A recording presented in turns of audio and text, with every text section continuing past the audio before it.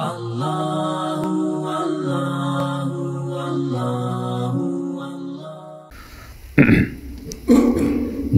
Россияга барайын деп атам. Ал жакта жумушта намаз окуганга убакыт болбойт дейт. Убакыт парыз намаздарга бир парыз намаздарын окуп турсам болот. Парыз намаздарга убакытта бир эле парыз намаздарды окуп турсам болот дейт. Туугандар, намаздын баарын сүннөттөрү менен окуганыбызда гана толук болот. Албетте, эгерде мүмкүнчүлүк болбой, убакыт аз болуп, самолет учат, чогулуштар бар, же болбосо жумуштарыңар ушундай болбоду дегенде каза кылбаш керек, фарыздарды окуп алыш керек. Кийин үйгө келгенде анан буюрса кечки намаздын сүннөт, важиптерди окуйсуз да. Күйөөсү менен аялы ажырашып кеткен болсо, талак бергин, эми кайрадан жашоонун жолу барбы дейт. Түшүнүксүз болуп калыптыр бул суроо. Мындай кылыш керек туугандар.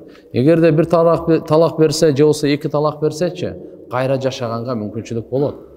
Анан Кудай сактасын, мынакей билип билбей 3 талакты бергендери бар, 10 талак, 100 талак дегендери бар. Мыналарды кайра жашаганга болбой калат. Анын жолу, ал эми бир жолу ошого ачууланып айттыңбы? Бүттү. Ал сенин аялың эмес. Ал иддасын күткөндөн кийин башка турмушка чыгыш керек болот. Сага нике кыйса да кыйылбайт. Талак маселесинде өтө этияттаныш керек, оор басырыктуу болуш керек. Тилде эч качан жаштарга айтарым, тилде талак деген сөз айтпаш керек. Канчалык кыйынчылык болуп кетсе да, жөн эле. Ансыз деле четсе болот, талаксыз деле. Ажыраштым деп болду, жашабаймын десең деле, ошо деле талак түшөт да. Сөзсүз эле болду, талак деген сөздү каяктан үйрөнүп ал шайтан кайра үйрөтүп салды дагы, болгондо дагы токтоосуз. Талак Алланын алдында эң ачуусун келтире турган сөз туугандар. Менин дос балдарымдын арасында орозо кармап, ооз ачканда кара курай, наша чегишет, бул болбойт го десем укпайт. Ошолорго бир оюңузду айтып койгоңузчу. Жок туугандар, арамда. Алла Таалам сизге ден соолук берди, бул аманат. Акылды берди, бул аманат. Макулбу, малды берди, акчаны, мүлктү, аманат. Ушуну сактаганга шариятыбыз буйрат. Сиз ден соолук өмүрүңүздү да сакташыңыз керек, шариятыбыздын максаты бул. Акылыңызды да сакташыңыз керек, жинди болуп, акылсыз болбой. Мал мүлктү да сакташыңыз керек, исрап кылбай. Бул жерде үчөөнө тең зыян болуп атпайбы? Төртүнчүсү, динибизди сакташыбыз керек, динге да зыян болуп атпайбы? Арам нерсе да булчу. Ден соолук кетет, акча кетет, акыл кетет, дин кетет. Ошон үчүн иншалла бир аракет кылыш керек, буларды иншалла карап, сабактарга катышып, дааватка чыгып, атай орозо кармап атыптыр, орозо кабыл болсун. Эми ушул орозо касиеттүү орозонун берекесинен жаман адаттарды таштап коюңуз. Таравих намазга берилүүчү 30 фазилет сыйлык тууралуу айтып бериңизчи. Хадисте келгенби же аятта? Же кээ бирлер ушундай айтат го, 30 күндөгү ар бир күндө өзүнчө таравихте мисалы хадисте бар. Мындай хадисте мен көргөн эмесмин, туугандар. Таравих боюнча ушул хадис бар. Пайгамбар саллаллаху алейхи ва саллям айткан: "Ман кама Рамадан иманан ва ихтисабан, гуфира лаху ма тaqaddama min dambi." Ким Рамазан айында мынакей таравих намазга туруп окуса, иман менен Алланын өкүмүнө иман келтирип, пайгамбар сүннөтүнө иман келтирип, жана соопту үмүт кылып, анын мурунку бардык күнөөлөрү кечирилди деп айткан. Бул бир хадис. Кийинки хадисте келет, иман, ихтисаб, Алладан сооп үмүт кылып, ким таравих намаз окуй турган болсо, ал күнөөдөн ушундай тазаланат, кандай энеси бүгүн төрөгөн наристедей деп айткан жери бар. Бул хадис бар. Албетте биз саждага, ар бир саждага 1500 сооп болот деп Байхакидин риваяттарында бар. Бирок ар бир күнгө өзүнчө мындай айтылган, андай хадис көргөн эмеспиз. Рамазан айында дозоктун бардык эшиги жабылат дейт го.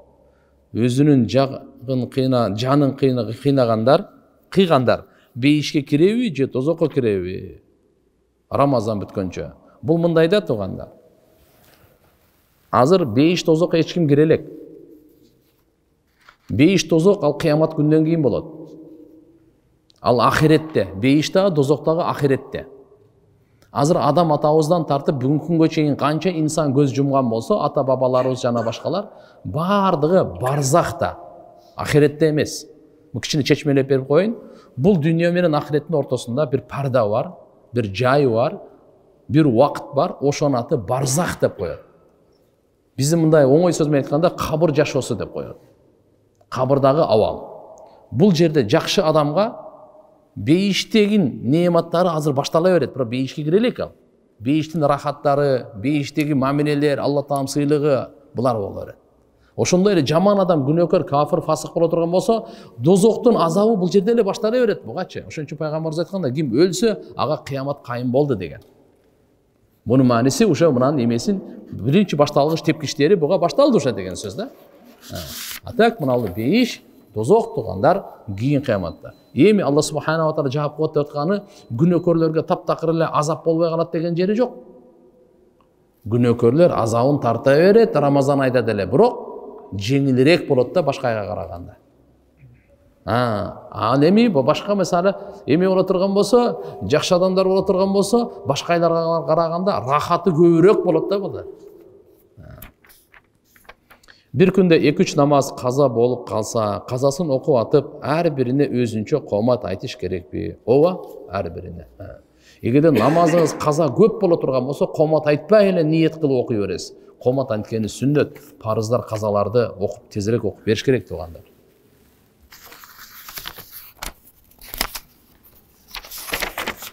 Дарат алып өткөндөн кийин жыныстык мүчөдөн бир тамчы чыгып калса, ошол эле жерди жууп коюш керекпи? Же болбосо башынан дарат алыш керекпи? Ошол жерди дагы жуйсуз. Зара чыккан же болбосо мази чыккан. Андан кийин даратты кайра баштан аласыз. Демек адамдын денесинен ийриң чыгып кетсе, кээ бирлер ошо дарат алып атып бүтөйүн дегенде оозунан кичине кан чыгып кетти дейт. Эми кайра оозумду жууп койсом эле болобу? Андай болбойт. Болду, дарат сынды деген сөз. Кайра башынан келиш керек да.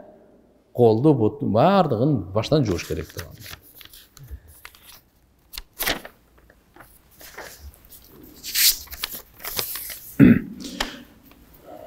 Мен кечинде иштейм. Таравихке катыша албай жатам. Күнөөкөр болбоймунбу?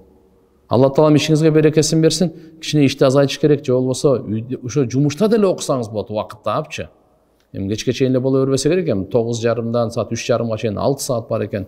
Таравихке көп болсо кыска сүрөлөрдү окусаңыз бир 20 мүнөт, жарым саат окуй берсиз. Бирок бул моментти кетирбеш керек. Мындай соопторду аракет кылыңыз окуганга. Орозонун кафаратын кандай төлөйбүз? Мисалы, бир күнгө канча сом болот дейт. Фидиябы? Эгерде мына фидия болсо тугандар, биздин китептерде, диний китептерде бир кембагалды саар жана кеч курсагын тойгозуу. Эң жакшысы ушул. Сиз өзүңүздү карап көрүңүз. Кааласаңыз ага эми кымбат тамак алып бериңиз, кааласаңыз арзаныраак, бирок курсагын тойгозуңуз да. Нан менен деле курсагын тойгозсоңуз болот. Эт менен деле курсагын тойгозсоңуз болот. Эми экөөнү өзүңүз чечесиз, эми сиздин чөнтөгүңүз кандай мен билбейм. Так бугунда дагы бул оорураак боло турган болсо, анда бир фитр садаканын өлчөмү. Бүгүнкү күнү 40 сом деп атат мына. Бир ушу фитр садака боюнча дагы айтып коелу. Пайгамбар саллаллаху алейхи ва саллям жалпы элге жеңилдик, динибиз жеңил. Ошо будайдан эле беребиз, 40 сом эле. Бирок өзү мейизден берген. Өзү мейизден берген. Бейбечараларга көбүрөөк пайда болсун дей турган болсоңуз, ошондо мисалы бир билесиз бир бейбечараларды, ошо 40 сом берсеңиз 40 сомго эмне кылат ал? Азыр 40 сомго эмне кылат мында, чын айтыңызчы. Сиз кошунаңыз бар, бир оорукчан киши бар, 40 сомго азыр эмне кылат ошого? Дары ала алабы? Же ошо айтка эл катары чыгып майрамдай алабы? Же кичине бир борсук жасап, кичине тамак жасап, бир туугандарын чакыра алабы? Андан көрөк мынакей 300, 400, 500 мейиз менен берип кое турган болсоңуз, кичине бир бала чакасына бир футболка, носки алып берип калар, кичине тамак жеп калар, жылуураак, Мынал жагын да карап коюш керек. Эми бул бардыгын эле сөзсүз мейизден бериш керек деп аткан жерим жок. Мүмкүнчүлүгү барлар. Так мисалы 40 сом ал эми минимальный айтып атам да. Банк бизге үй алып берсе, биз акчаны банкка төлөйбүз, болобу дейт. Эми азыр бүгүнкү күндөрдө бар да. Болот мисалы. Банкка карыз болосуз. Документтер бардыгы банкта болот. Банк болсо өзүнүкүн кошуп туруп анан сизге сатат. Сиз ошону бир 5 жылда, 3 жылда төлөп берип коесуз. Ислам принциптери кандай? Мисалы, мынал үй. Мен акчам жок азыр. банктан сурап атам, ушуну алып бер, мен жашайын дагы, ошо квартира, и так эле мен квартира төлөп атам. Ошону мен банкка эле төлөй берейин. Макул, просто банк мындай кылыш керек да, өзү $10,000 эле бул үчү. Мен сизге $12,000 кылып туруп, ошондо 2,000 үстүнө болуп калып атпайбы? Андай дебей эле коюңуз, мага сразу эле баасын айтыңыз, канча? $12,000, ошону эле айтың. Канчага аласың, бекер аласыңбы? Мага канчага? Деген бул $12,000 мага сатты рассрочкага. Болду. Договорлорду түздүк. Бул банктын колунда болуп турат, мен акчаны тогутуп күнгө чейин. А мен жашай берем дагы, ошо квартирага төгүп башка жака кеткенден көрө ушуга төлөй берем. 5 жылга, 6-7 жылга. Бул жерде кандай болот? Машалла. Банктын деле иши бүтүп калат. Башка бирөө деле үйлөр сатып алат. Менин деле ишим бүтүп калат дегенде. Ушундай кылса шариаттын багы ислам принцип каржылоолорунун ушул сыры ушул жерде турат да. Орозо хатым бүтүргөн карыларга жамаат менен акча чогултуп берсек болобу? Болбойт дегендер болуп атат дейт. Эми Кур'ани Каримди окуган карылар анда алардын ниети болбош керек андайчы. Мен Куранды окуп бердим, булар мага акча берсин, акчага окуп бердим деген үмүт дагы, ой дагы болбош керек, ниет болбош керек буларда. Аркасындагы жамаат акылдуулук кылып, бул эми кары ушунчалык машалла мээнет кылып атат, үй бүлө бала чакасы менен топтоп берип койсоңор зыяны жок. Эч кандай зыяны жок. Наоборот, жакшы эле болот, жардам эле болот. Эки тарапты тең туура түшүнүш керек да. Өтүп кеткендерге багыштап хатым кылган карыларга акча берсек болобу? Өтүп кеткендерге андай эмес, өтүп кеткендер. И так эле окугандан кийин дуа кылсаңыз тие берет. Мындайда тирүүлөргөчү дем салып акча алса болот. Куран окуп берип акча алса болот тирүүлөргө. Үйүнө дем салып, баласына же өзүнө же ушундай кылып, булардан эме кылса болот да. А бирок өлгөндөргө ошолорго Куран окуп берип акча алса болбойт, билип коюңуз. Аларга болбойт. Эгерде ким Куран окутам дей турган болсо, өлгөндөргөчү, бере турганыңызды Курандан эмес, Курандан мурда берип кое бериңиз. Чакырдыңыз, убактысын бөлүп келди. Бере турганыңызды Куран окуткандан кийин ошо Курандын акысы дебей, андан мурда берип койсоңуз, аныкы дагы сиздики да жакшы болот. Намаз окуп, манас айта берсе болобу? Болот. Манас айта берсе. Манас биздин баатырыбыз, Албетте, Пайгамбар саллаллаху алейхи ва саллям өткөн адамдарды бизде кошок айтууда, манас айтууда, бул киши өтүп кетти. Бунун артынан кылган жакшы иштерин, бирок мындай аша чаппай да, булутта басат эле деп, андай эмес да, жок андай. Тигиде жүгүрөт эле деп, көп неме эмес. Ким болбосун, кандай болсо ошого жараша айтса болот. 3 талак маселеси боюнча кимге, кайсы жерге кайрылса болот? 3 талак маселеси боюнча сага 3 талак деп айтса түшөбү? Же бирден айтыш керекпи? Шамил Алауддиновдун фатвалары жарайбы дейт. Мындай кылыңыздар. Сиздер Кыргызстанда жашап аткан болсоңор, Кыргызстан мусулмандар дин башкармалыгы бар, фатва бөлүмү бар, 15-чи кабинет бар. Ошого барып туруп, атайы мына өзгөчө 3 талактар ошока кайрылгыла, аялыңар менен толук айткыла. Мондай болду деп. Алдабагыла, жашырбагыла. Толук айттыңар болду. Эми ошол жердеги фатва бөлүмүндө балдар бар, китепти карап, жазуу түрүндө сиздерге чечим чыгарып берет. Эгерде жашай ала турган болсоңуздар жашайсыздар, болбосо жок, ошого амал кылыңыздар. Напстын кулу болуп, напстын артынан ээрчибеңиздер. Ар ким ар нерсени айта берсе кете бербеңиз. Алдан өзүңүзгө напсыңызды каалай турган жол издебеңиз деп атам да.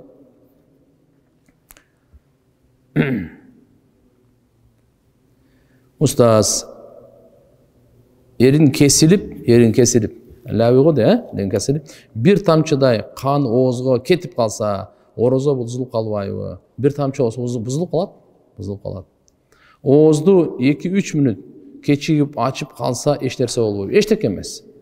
Ачууда эчтеке эмес. 2-3 мүнөт кечигип жаап калса проблема. Бир 2-3 мүнөт кечигип ачып калса эчтеке эмес.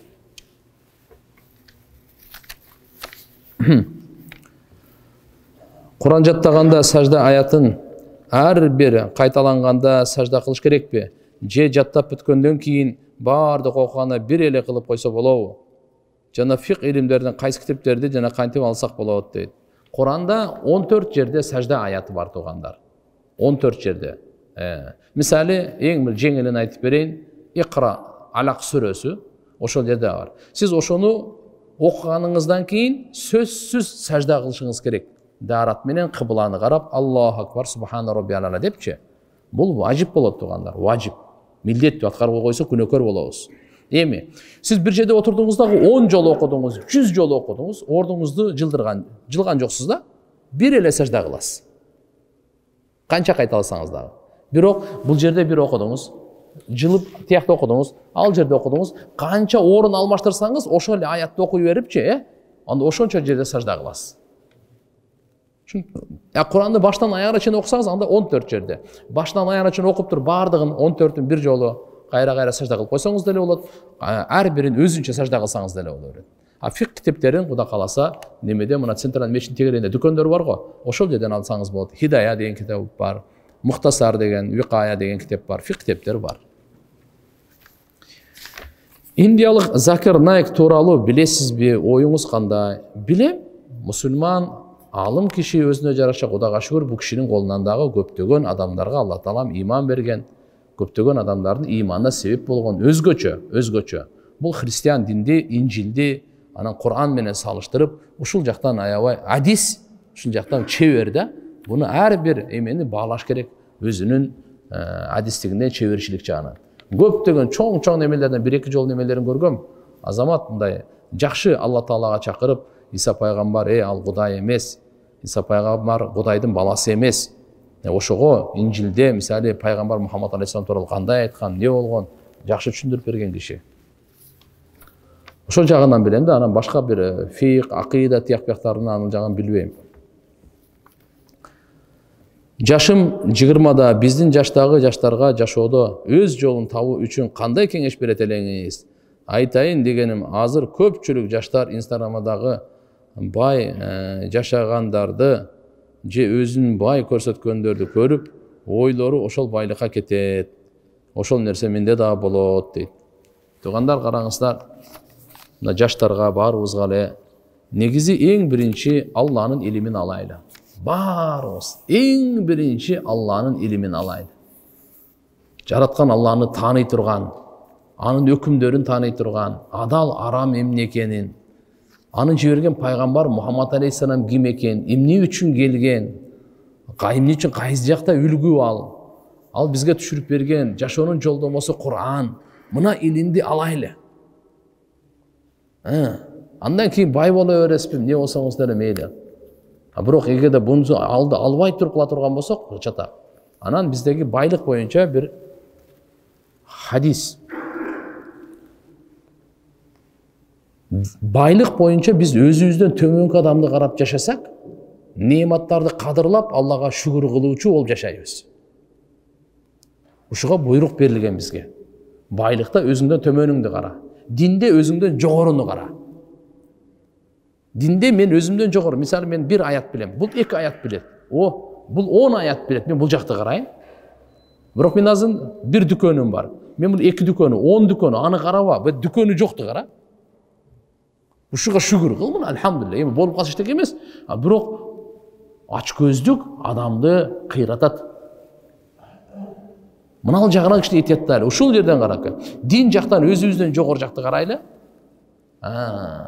Эми дүйнөдөн өзүбүздөн төмөндө карап турсак, Кудай кааласа иншалла Алланын неmatына шүгүр да кылабыз, динде алдыга да умтулабыз.